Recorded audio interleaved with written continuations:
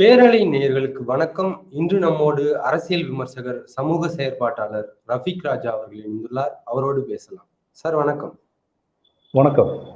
ராமநவமி அதை முன்னிட்டு டெல்லி ஜஹாங்கீர்பூர் பகுதியில் நடைபெற்ற ஊர்வலத்தில் சின்ன கலவரம் ஒன்று நடந்தது. அதனையொட்டி அந்த பகுதியில் இருக்கக்கூடிய ஆக்கிரமிப்புகளை நாங்கள் அகற்றுகிறோம் அப்படின்னு சொல்லிட்டு ஒன்றிய அரசு சொல்றாங்க.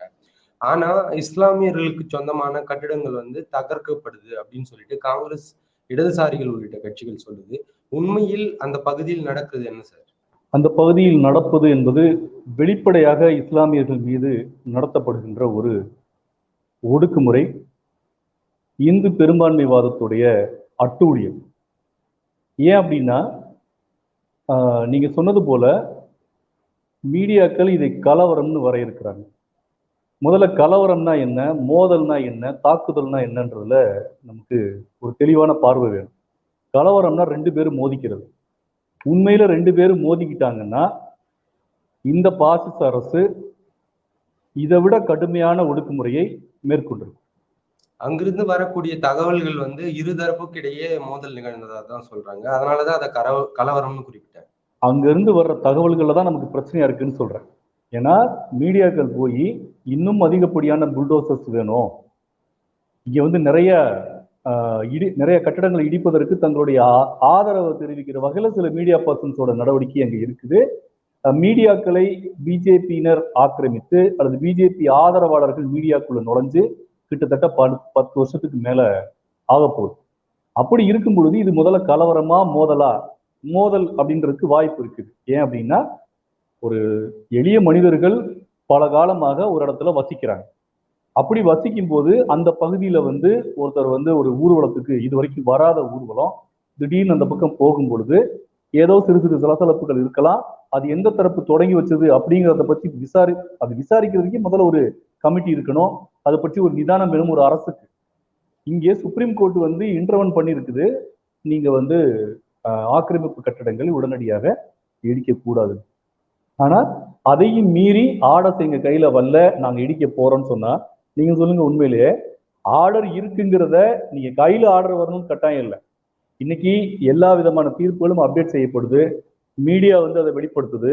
அப்படி இருக்கும் பொழுது ஒரு ஆர்டர் வந்ததுனாவே அது கையில வந்துச்சு அப்படிங்கிற வரணுன்ற கட்டாயம் கிடையாது. ஆனா இவர்கள் எங்களை ஆர்டர் எங்க கைக்கு வரல, நாங்க இடிக்கிறது தொடர்போம்னா அப்ப அவங்களோட நோக்கம் என்பது இடிப்பதுதான்ங்கிறது ஆப்வியஸா தெரியும். ஒரு வாரத்துக்கு முன்னால இதே ராம நவமி ஊர்வலத்துல மத்திய பிரதேசத்துல இப்படிதான் ஆக்கிரமிப்பாளர்கள் அப்படின்னு சொல்லிட்டு கலவரத்தில் ஈடுபட்டாங்கன்னு சொல்லிட்டு அங்கேயும் வீடுகள் காலி செய்யப்பட்டது, அங்கேயும் அப்புறப்படுத்தப்பட்டார்கள். கல் இருந்ததாக கூட ஒருத்தர் கையில்லாத ஒருத்தர் மேல கூட எஃப்ஐஆர் போட்டிருக்கிறதா கூட நியூஸஸ் எல்லாம் வந்தது.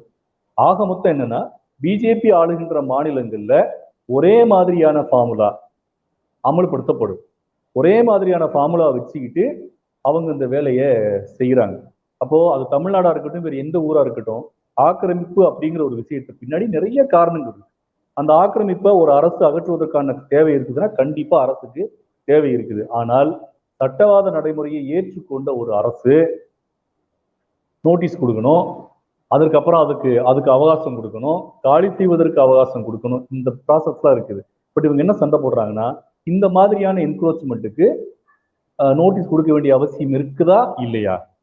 இந்த மக்களுடைய வாழ்வாதாரத்தை மையப்படுத்தி, மக்கள் சந்திக்கக்கூடிய பிரச்சனைகளை மையப்படுத்தி நோட்டீஸ் கொடுத்து ஒரு கால அவகாசம் கொடுத்துருக்கலாம் அப்படின்னு பேசுறதுக்கு கூட அவங்க தயாரா இல்லைன்னு சொல்லும்போது, இது அவங்க வெல் பிளான்டாக ஒரு விஷயத்துல பண்றாங்கன்றதுக்கான ஒரு வெளிப்படையான விஷயம்தான்.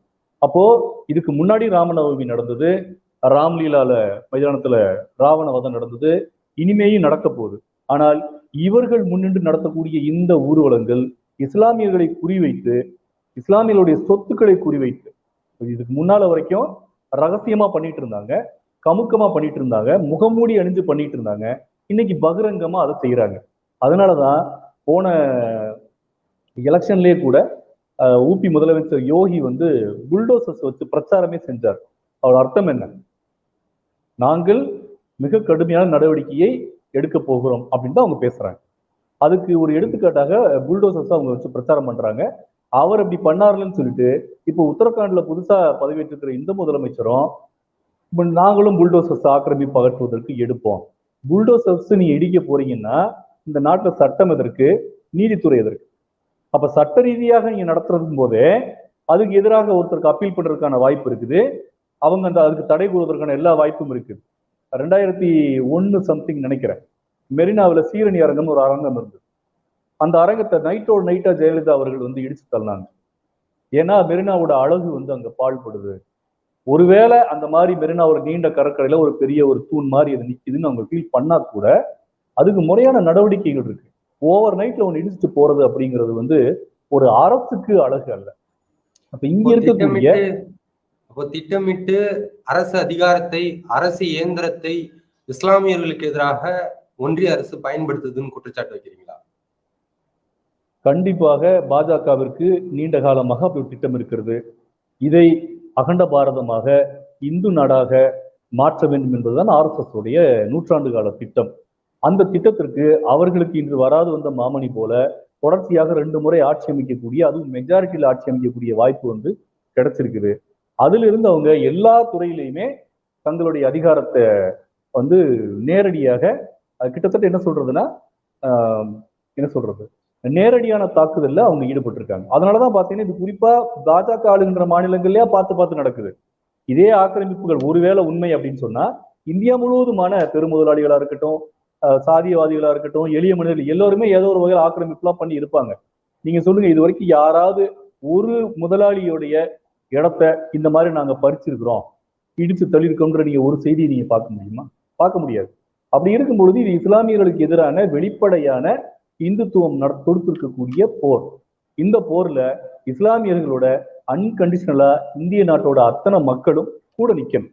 நம்ம அப்படி நிக்க விடாம தடுக்கிறதுக்கான ஒரு வகையான ஒரு ஆக்டிவிட்டிஸ் தான் மீடியாக்கள் வந்து இதுல வேற விதமா வந்து இன்டர்பிரட் பண்றோம். அந்த இன்டர்பிரேஷன்ஸ்ல ஏதோ ஒரு இடத்துல நியாயம் கூட இருக்கும். ஏன்னா நீங்க வந்து முடிவு பண்ணி ஒரு விவாதத்தை நடத்துனீங்கன்னா அது எந்த பக்கம் வேணாலும் சாதகமா நீங்க பேச முடியும்.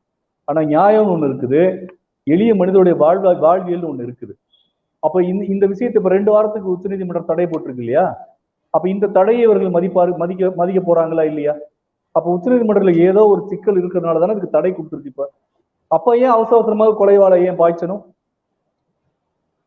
இது நம்ம 2000 வருஷம் ஹிஸ்டரி. இது கண்ணகி இந்த கேள்வியை தான் கேட்டா. என் கணவனை ஒழுங்கா நீங்க விசாரிச்சிருந்தீங்கன்னா நீங்க கொண்டிருக்க மாட்டீங்க, ஏன் இப்படி அவசரமா கொண்டீங்க? 2000 வருஷத்துக்கு முன்னாடி இருந்த கேள்வி இன்னைக்கு வரைக்கும் நம்ம முன்னாடி நிக்குது. ஒரு ஆக்கிரமிப்பு அகற்றுவது என்பது ஒரு அரசுடைய ஒரு பகுதி நடவடிக்கை. அதை நம்ம யாரும் தலையிட முடியாது. ஆனால் அதை அவங்க முறைப்படி செய்யணும்.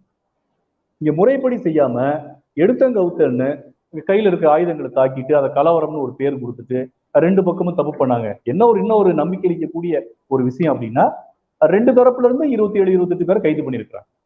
இது இப்படியே தொடர்ந்ததுன்னு சொன்னா அப்பட்டமாக குற்றவாளிகளை தப்பிக்க விட்டுட்டு குற்றவாளிகளை இன்னார்தான் குற்றவாளின்னு சொல்லிட்டு முழுக்க பிராண்ட் பண்ற ஒரு போக்கு நோக்கி நகர்வதற்கான வெள்ளோட்டமாகத்தான் நான் இதை பாக்குறேன்.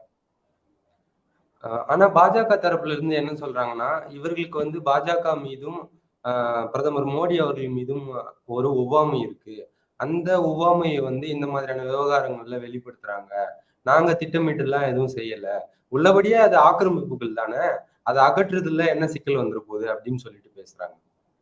2 கேள்வி இதுல என்னன்னா, இந்த பாஜகவினருக்கு நான் பகிரங்கமாவே கேட்கிறேன், எத்தனையோ இஸ்லாமிய கட்சிகள் இந்த நாட்டுல இருக்குது, எத்தனையோ இஸ்லாமிய அமைப்புகள் இந்த நாட்டுல இருக்குது. யாரேனும் இதுவரைக்கும் வெளிப்படையாக பிரதமரை குறித்தோ மத்திய அமைச்சர்களை குறித்தோ அசிங்கமா ஏதாவது பேசியிருக்காங்களா? தனிப்பட்ட ஒரு கருத்தை இஸ்லாமியர் அல்லாத பிற கட்சிகள் கூட இங்க வச்சுக்கிட்டு இருக்காங்க, அவரோட சொந்த வாழ்க்கையை பற்றி, அவங்களோட நடைமுறை பற்றியெல்லாம். இவர்கள் அந்த மாதிரியான எந்த ஒரு குற்றச்சாட்டையும் பகிரங்கமா இது வரைக்கும் வந்து அவங்க வைக்கல, செய்யல. அவங்க தங்களை தற்காத்துக் கொள்வதற்காக அவங்க பேசுறதுக்கு சில எதிர்கருத்தை மட்டும்தான் வைக்கிறாங்க. இப்ப NRC வருதா, நாங்களும் இந்த நாட்டோட குடிமக்கள், எங்களுக்கு எதுக்கு NRC? முத்தலாக் வருதா, இல்ல முத்தலாக் வந்து நடைமுறையிலே கிடையாது, நீங்க ஏன் அதை வலுக்கட்டாயமா கொண்டு வரீங்கன்னு இவர்கள் பதில் சொல்லிட்டே இருக்காங்களே தவிர பாஜக மேலையும் பிரதமர் மோடி மேலையும் இங்க இருக்க இஸ்லாமியர்களுக்கு என்ன தனிப்பட்ட முறையில வெறுப்பு இருக்க முடியும்? உண்மையை சொல்ல போனா மத்திய அமைச்சர்கள் பல பேரு, நீங்கள் இந்துக்கள் 4 குழந்தைகளை பெற்றுக்குங்க, 2 பேரை நாட்டுக்கு கொடுங்க, இங்க நாங்க வந்து இஸ்லாமியர் அல்லாத நாடு அமைப்போம்னு வெளிப்படையா பேசுறது அவங்க. அப்ப கூட இங்க இருக்கக்கூடிய இஸ்லாமிய கட்சிகளும் இஸ்லாமிய தலைவர்களும் பாஜகவினருக்கு இஸ்லாமியர்கள் மீது இஸ்லாமிய தலைவர்கள் மீது வெறுப்பு இருக்கிறது அப்படின்னு கூட இங்க பகிரங்கமா பேசல.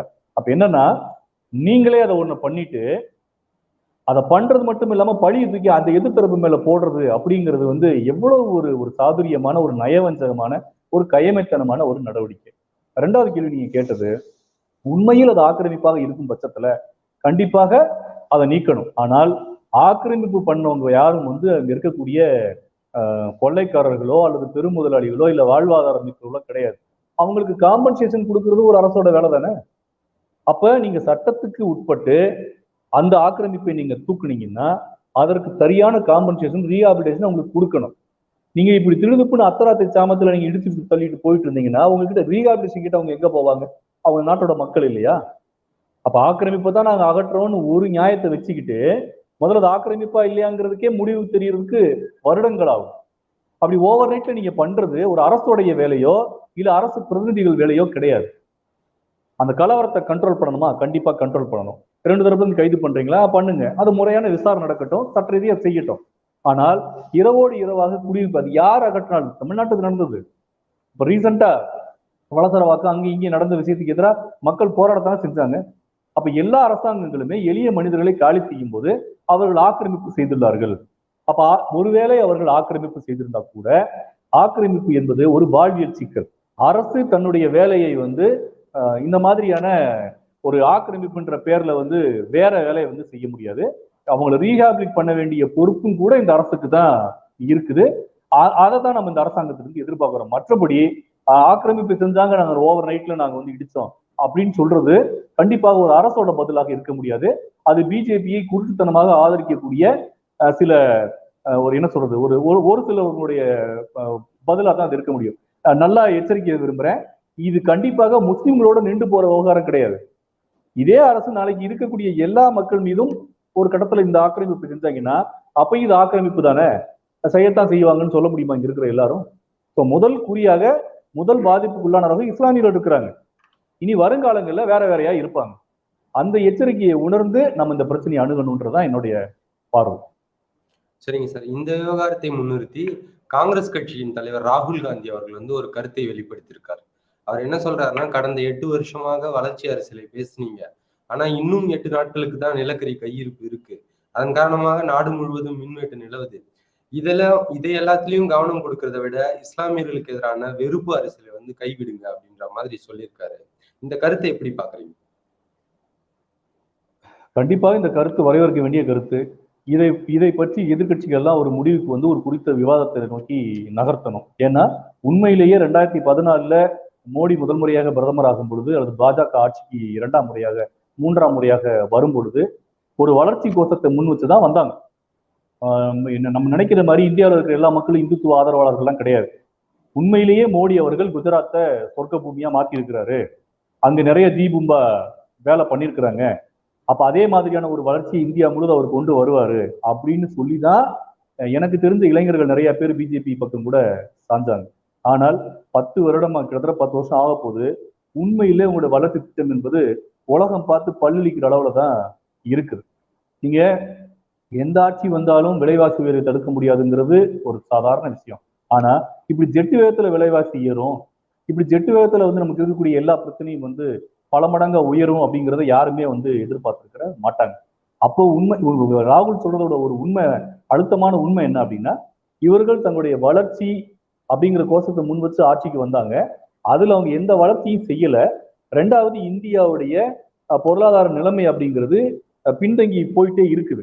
அப்படி இருக்கும் பொழுது அதை மடைமாற்றம் செய்வதற்கு இவர்கள் இந்த மாதிரி விஷயங்களை கையில் எடுக்கிறாங்க அப்படிங்கிறதும் உண்மை. அதே நேரத்துல இவர்களுக்கு உள்ள கிடக்கை என்பதும் இந்த நாடை இந்து நாடாக மாற்ற வேண்டும் என்பது. அப்ப டபுள் தமாக்கா அவங்களுக்கு, இதையும் செய்யணும், அவங்க அதையும் செய்வாங்க.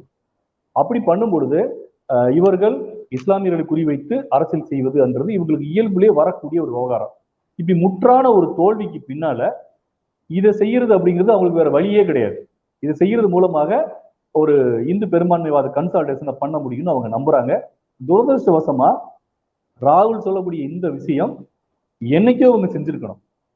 ஏன்னா இன்னைக்கு இந்த உதய மின் திட்டத்தை பற்றி பேசுறாங்க, நிலக்கரி பற்றாக்குறையின் பற்றி பேசுறாங்க. நமக்கு என்ன நடக்குதுன்னு நிஜமாவே தெரியல. ஏன்னா புள்ளி விவரங்கள் மூலமாக நிலக்கரி கையிருப்பு இருக்குன்னு ஒருத்தர் சொல்ல முடியும். 2வது 2 வருஷம் கழிச்சு பார்த்தா நிலக்கரி கையிருப்பு இல்லைன்னு சொல்ல முடியும். 3வது 3 வருஷம் கழிச்சு பார்த்தா நிலக்கரி கையிருப்பு இருக்குன்னு சொல்ல முடியும். நிலக்கரி கையிருப்பு இல்லைன்னு சொல்ல முடியும். 2 பேரும் மோதிப்பாங்க. ஆனா நமக்கு ரியாலிட்டிக்கா என்ன தெரியுதுன்னா கரண்ட் இல்லை. நமக்கு ஊர் பூரா மின்வெட்டு இருக்குது. அது மத்திய அரசு காரணம் ஒருத்தரும், மாநில அரசு காரணம். ஆக மொத்தம் மின்வெட்டு இருக்குன்றதுதான் உண்மை. அப்ப இன்னி வருங்காலங்கள்ல அப்பட்டமா அது தெரிஞ்சு போயிடும். ஏன்னா இது கோடை காலத்தோட பிகினிங். ஜூன் உச்சத்துக்கு வரும்பொழுது இது என்னவா இருக்கும்னு நமக்கு தெரியாது. ஆக நீங்க எல்லா விஷயத்தையும் சென்ட்ரலைஸ் பண்ணும்போது இந்த பிரச்சனைகள் வெளியில வருது அப்படிங்கிறது தான் யதார்த்தம். அப்போ இது இந்த மின்சார திட்டத்துல மட்டும் கிடையாது, இவங்க ஒட்டுமொத்தமாகவே எல்லா விஷயத்திலுமே தோல்வி அடைஞ்சிருக்கிறாங்க. எனக்கு தெரிஞ்சு என்னோட ஞாபகப்படி பாத்தீங்கன்னா இவர்கள் வரி போடுவதற்கு ஃபேமஸான அரசாக இருக்கிறார்கள். மக்களிடமிருந்து மக்களே இப்படி இரு அப்படி இரு, இப்படி பேர் பண்ணிக்க அப்படி பேர் பண்ணிக்கன்னு சொல்ற ஒரு அரசாங்கமா இருக்குதே தவிர என்ன பெனிஃபிட் கிடைச்சது? அப்ப சாதாரண மக்களுக்கு அல்லது ஒரு ஒரு ஒரு பெரும்பான்மை மக்களுக்கு இங்க ஒரு பெரிய நல்லது எதுவும் இங்க 8 வருஷமா நடக்கல. அப்ப இவர்கள் ஏற்கனவே ஆட்சிக்கு வருவதற்கு முன்னாலேயே கூட இங்க மட்டும் கிடையாது சார், உலகம் முழுவதுமே இந்த பொருளாதார சிக்கல் எழும்பொழுதெல்லாம் இனவாத மதவாத ஒடுக்குமுறைகள் என்பது நடக்கும். ஏன்னா நிதி மூலதனத்தோட பிரச்சனைன்னு வரும்பொழுது அவர்கள் இந்த மாதிரியான ஒரு பாசிச நடவடிக்கை தான் எடுப்பாங்க. அதுல இந்தியாவில் ஏற்கனவே இவங்க அந்த மாதிரியான ஆட்கள்ன்றதுனால அவங்களால அது ஈஸியா செய்ய முடியுது. உண்மையில் மோடி வளர்ச்சி நாயகன் கிடையாது. பாஜகவுடைய மாடல் ஒரு வளர்ச்சி மாடல் கிடையாது. அதோடைய சமீபத்திய எடுத்துக்காட்டு தான் இன்னைக்கு போரிஸ் ஜான்சன் வரும்போது துணி வச்சு மறைச்சிருக்காங்கன்னு சொல்லிட்டு சொல்றாங்க. அப்ப எங்களுக்கு என்ன ஆச்சரியமா இருக்குன்னா, துணி வாங்குற அளவுக்கு நம்ம இன்னும் காசு வச்சிருக்கிறோமா அப்படின்ற அளவுல தான் இருக்குது. ஏன்னா ஒரு பழைய ஜோக் சொல்லுவாங்க. நேரு காமராஜர் தமிழ்நாட்டுக்கு கூட்டு வரும் பொழுது சாலையோட 2 பக்கம் பாத்ரூம் போயிட்டு இருந்தாங்களாம். அப்ப இவங்கெல்லாம் யாரு இங்க உட்காந்துருக்காங்கன்னு கேட்டப்போ தே ஆர் வெல்கம் யூ சார்ன்னு சொல்லி ஜோக்கா சொன்னாராம் காமராஜர். அப்ப கிட்டத்தட்ட நான் சொல்ற கதை ஒரு 40 வருஷத்துக்கு முன்னால வந்த கதை. இன்னமும் கண்டிப்பா போரிஸ் ஜான்சன் தெரியும்ல இந்தியாவோட நிலைமை. இங்க ஒரு சேட்டலைட் தட்டி நீங்க ரூமுக்குள்ள என்ன பண்ணிட்டு இருந்தோம் ஒருத்தன் பார்க்க முடியல ஒரு நாட்டுல. ஒரு இது போரிஸ் ஜான்சனுக்கு நல்லாவே தெரியும். நான் குஜராத்துக்கு போறேன், அவங்க குடிசை பகுதியில் இந்த மாதிரி மறைப்பாங்கன்னு அவங்களுக்கு நல்லாவே தெரியும். நான் மறைக்கிற மாதிரி மறைக்கிறேன், நீ பார்க்காத மாதிரி நீ நடின்னு ஒரு ஒப்பந்த அடிப்படையில தான் அவங்களே வந்துட்டு போறாங்க. ஆக மொத்தம் எது மட்டும் உண்மை? நீங்க சொல்லுவது போல நீங்க நாட்டை முன்னேற்றி காட்டவில்லை. நீங்கள் சொல்லுவது போல இந்தியாவை வளர்ச்சி பாதையில கூட்டி செல்லவில்லை. ராகுல் இப்பயாவது தன்னுடைய வாயை ஓபன் பண்ணி இதெல்லாம் பேசியிருக்கான்ற அளவுல அவருக்கு நன்றி. இந்த கருத்தை பொது கருத்தாக்கி இந்தியா முழுவதும் இருக்கக்கூடிய எதிர்கட்சிகள் எல்லாம் ஒன்றிணைத்து பாஜக அரசுக்கு எதிரான இந்த வளர்ச்சி கோஷம் எவ்வளவு தூரத்துக்கு ஒரு பொய்யான ஒரு பிரச்சாரம், இந்த பிரச்சாரத்தை எப்படி முறியடிக்கிறத பத்தி எதிர்கட்சிகள்லாம் சேர்ந்து ஒரு முடிவுக்கு வரணும். கண்டிப்பாக அந்த பிரச்சாரம் செய்யாமல் இந்த மாதிரியான எந்த ஒடுக்குமுறையும் நீங்க நிறுத்த முடியாது. இந்தியாவிலும் இஸ்லாமியர்களுக்கு எதிரான சிறுபான்மையினருக்கு எதிரான ஒரு படுகொலை கூட தொடரலாம் அப்படின்னு சொல்லியிருந்தீங்க. ஏன்னா ஏற்கனவே இவர்கள் அதை செய்தவர்கள் தான் அப்படின்னு சொல்லிட்டு இந்தியாவில் கிட்டத்தட்ட 14.2% அளவிலான இஸ்லாமியர்கள் இருக்காங்க. ஜனநாயக நாட்டுல அரசியலமைப்பு சட்டப்படி ஆட்சி நடைபெறுகிற இந்த ஜனநாயக நாட்டுல இஸ்லாமியர்களுக்கு எதிரான படுகொலை மீண்டும் ஒரு முறை இந்த மண்ணில் நடக்கும்னு நீங்க நம்புறீங்களா? இது நம்புற அளவுக்கு சந்தோஷமான விஷயம் இல்ல சார், பயம். இது ஒரு அச்சம் கண்டிப்பாக. ஏன்னா நீங்க தொடர்ச்சியாக அதான் பாக்குறோமே, ஜாமியா பல்கலைக்கழகத்துல பார்த்தோம், என்ஆர்சி போராட்டங்கள்ல சிஏ எதிர்ப்பு போராட்டங்கள்ல இந்த மாதிரி முகமூடி அணிஞ்சு பலர் அடிச்சாங்க. பிரதமர் கூட அதை கண்டிச்சார். நாடு முழுவதும் வேற வேற பகுதிகளில் ஜெய் ஸ்ரீராம் சொல்ல சொல்லி மாட்டுக்கறி வச்சிருந்தாங்கன்னு சொல்லிட்டு எத்தனை பேரை கொண்டாங்க நம்ம பார்த்தோம். இப்ப அதோட ஒரு பகுதியாக நாங்கள் மசூதிகளை அது என்னது பாங்கு சத்தத்தை கேட்க விட மாட்டோம், நாங்க அதுக்கு எதிராக அனுமன் சாலிசாவை நாங்க பாடுவோம், நீங்க இத்தனை நாளைக்குள்ள கண்டிப்பா இதை மாத்தலைன்னா நாங்களும் எதிர்கருத்து என்ற கருத்து இன்னைக்கு பகிரங்கமா வைக்கப்படுது. கர்நாடகாவில் தொடர்ந்த ஹிஜாப் பிரச்சனையை நாடு முழுவதும் அவங்க எடுத்துட்டு போனாங்க. அப்போ ஒட்டுமொத்தமாக இஸ்லாமியர்களுக்கு எதிரான நடவடிக்கைகளை இவர்கள் குறிவைத்து செய்யறாங்க அப்படிங்கிறதுல எந்த மாற்று கருத்தும் கிடையாது. ஆனா இது இஸ்லாமியர்களுக்கு எதிரான இனப்படுகொலை நடக்கும்னு நான் சொல்லல. அப்படிலாம் நடக்கிறதுக்கான வாய்ப்பு இருக்குதோன்னு ஒரு சாமானிய மனுஷனாக நான் அச்சப்படுறேன். ஏன் அப்படின்னா நடக்கிற விஷயங்களை பார்த்தா உண்மையிலே இந்த நாட்டுல இருக்கிறதுக்கு பயமா இருக்கு. இந்த நாடுங்கிறது என்னுடைய நாடு, எனக்கு இங்க வாழ்வதற்கான எல்லா உரிமையும் இங்க இருக்கிறது. அது என்னை போலவே இஸ்லாமிய மக்களுக்கும், அவர்களும் இந்த நாட்டோட மண்ணோட குடிமக்கள், அவர்களுக்கும் இங்க வாழக்கூடிய அனைத்து உரிமைகளும் இருக்குது. ஆனா அவங்களை இப்படி அப்படின்னு மானிட்டர் பண்றது போய் நீ இப்படி இல்லாட்டி இங்க இருக்க முடியாது அப்படின்ற குரல்கள் ஆங்காங்கு பகிரங்கமா வெளிப்படுதுன்னு சொல்லும்போது ஒருத்தருக்கு இயல்பு அந்த பயம் வர்றது நியாயம் தான் இல்லையா? அது பயம். அது வந்து எந்த விதமான ஒரு ஒரு அச்சத்திலிருந்து பிறக்கிற வார்த்தை தானே தவிர அப்படி நடக்கணுன்ற மாதிரியான எந்த ஒரு ஆசை எங்களுக்கும் கிடையாது. அதை அவங்க செய்ய மாட்டாங்க. கண்டிப்பா அவங்களும் வந்து இது பரிசீலனை பண்ணணுன்றதை நோக்கியான ஒரு விவாதமா தான் இதை நான் பார்க்கிறேன். ஒன்றிய அரசின் இத்தகைய நடவடிக்கைகளை வந்து புரிந்து கொள்ளக்கூடிய நிலைமையில் காங்கிரஸ், இடதுசாரிகள் உள்ளிட்ட கட்சிகள் இருக்கா? அவங்க பாஜகவுக்கு எதிரான அரசியலை வந்து களத்துல தீவிரப்படுத்த வேண்டிய தேவை இருக்கு அப்படின்றத அவங்க உணர்ந்திருக்காங்க. இல்லை, இப்படி நம்ம இது ஒரு தனி பெரிய விவாதம். அது நம்ம அப்படிலாம் போற போக்குல எல்லாம் பேசிட முடியாது. ஏன்னா கண்டிப்பாக காங்கிரஸையும் இடதுசாரிகளையும் ஒரே நேர்கோட்டில் வச்சு கூட என்னால் விவாதிக்க முடியாது. இடதுசாரிகள் சந்தேகமே இல்லாமல் மக்களின்பால் அக்கறை உள்ளவர்கள், அவர்கள் மக்களோடு நிற்பவர்கள். அது ரீசன்ட் எடுத்துக்காட்டு தான் பிருந்தாகாரந்தும் லிபரேஷன் கட்சியுடைய செயலாளரும் களத்துல நின்னதெல்லாம் கூட. ஆனா அவர்களிடம் அவங்க வந்து மக்கள்கிட்ட செல்வாக்கு பெற்ற ஒரு பெரிய கட்சிகள் கிடையாது. இந்தியா முழுவதும் பிராந்திய கட்சிகளுடைய செல்வாக்குல தான் இன்னைக்கு காங்கிரஸ் கூட அப்படி கிடையாது. ஒரு பக்கம் திரிணாமுல், ஒரு பக்கம் நிதிஷ், இந்த பக்கம் அவர் பேர் என்ன, சந்திரசேகர் ராவ், ஜெகன்மோகன் ரெட்டி, இந்த பக்கம் பால் தாக்கரேயோட பையன் உத்தவ் தாக்கரே, இவங்க எல்லாரும் தான் வந்து இந்தியா முழுவதுமே ஆம் ஆத்மி கூட இன்னைக்கு ரீசன்ல ஒரு ஸ்டேட்ல வந்து ஜெயிச்சிருக்கிறாங்க. அப்ப இந்த ரீஜனல் பார்ட்டிஸ் தான் அந்த கையில வந்து இந்த விஷயம் இருக்குது. இப்ப இடதுசாரிகள் தங்கள் பொறுப்பை உணர்ந்து அவர்கள் எப்போதும் போல இயங்கி கொண்டிருக்கிறாங்க. அவர்கள் பாசிசத்தை எதிர்த்து ஒரு முறையான வேலைகளை அவங்க செய்கிறாங்க. ஆனால் காங்கிரஸ் அந்த மாதிரியான ஒரு பொறுப்பை உணர்ந்ததாக தெரியல. ஏன் அப்படின்னா நடந்து முடிந்த இந்த 5 மாநில சட்டமன்ற தேர்தலில் பிரச்சாரத்துல கூட அவங்க பிஜேபியோடைய திட்டங்களை தான் பிரதிபலிச்சாங்க. ராமர் கோயில் கட்டுவோம்னு சொன்னாங்க. அவர்களும் இந்த பசு பாதுகாப்பு சட்டங்கள் எல்லாம் கொண்டு வருவோம்னு சொன்னாங்க. ஒரே விஷயத்தை பிஜேபி சொல்லுது, காங்கிரஸும் சொல்லுதுன்னா ஆட்சியில் இருக்கிற பிஜேபி மக்கள் நம்புவாங்களா? ஆட்சியிலேயே இல்லாத காங்கிரஸ் மக்கள் நம்புவாங்களா? அப்ப முழுக்க முழுக்க பிஜேபியோடைய மிரராக காங்கிரஸ் வந்து இன்னைக்கு வரைக்கும் இருக்குது அப்படிங்கிறது தான் யதார்த்தம். அது அவங்க அதுல இருந்து வெளியில வரல. அது கண்டிப்பாக காங்கிரஸோட பாரம்பரியமே அந்த மாதிரியான ஒரு பாரம்பரியம் தான். அப்ப காங்கிரஸ் இந்த நாட்டை காப்பாற்றும் அப்படின்னு நினைக்கிறதுல எனக்கு நம்பிக்கை இல்லை. ஆனால் பிராந்திய கட்சிகளும் இடது திமுக உள்ளிட்ட, திரிணாமுல் உள்ளிட்ட, கம்யூனிஸ்ட் கட்சிகள் உள்ளிட்ட எல்லாரும் சேர்ந்தாங்கன்னா கண்டிப்பாக பிஜேபியை எளிதாக வீழ்த்த முடியும். அதற்கான ஒரு பொது கருத்தை உருவாக்குறதுடைய ஒரு தேவையிலிருந்து தான் நம்ம இப்ப உட்காந்து பேசிட்டு இருக்கிறோம். ஒரு 10 இவங்க என்ன நினைச்சிட்டு இருப்பாங்க, ஒரு வேலைன்னா ஒரு 2 ஆட்சிக்கு அப்புறம் 3வது ஆட்சி தானாவே உதிர்ந்து போகணும்னு கூட நினைக்கலாம். ஆனா வரலாறு அப்படிலாம் கிடையாது. பிஜேபி நினைச்சா இன்னமும் பல 10 ஆண்டுகளுக்கு கூட ஆட்சி அமைக்கக்கூடிய வல்லமையில தான் அது கிட்டத்தட்ட நமக்கு எல்லா தேர்தல் முடிவுகளும் நமக்கு அப்படிதான் காட்டுது. அப்ப அதற்கு எதிரான ஒரு வலுவான கருத்தியல் பிரச்சாரம், அதற்கு எதிரான வலுவான கள பிரச்சாரம் ரெண்டுமே வந்து கண்டிப்பா முக்கியம். அதை நோக்கி விவாதங்கள் இருக்கணும். அப்படியான ஒரு மாற்றம் வரும்னு எதிர்பார்த்து நம்பி நம்மளாம் இருந்துட்டு இருக்கோம் அப்படிங்கிறதான் உண்மை. உங்களது நேரத்திற்கும் கருத்துக்களுக்கும் நன்றி. நன்றி.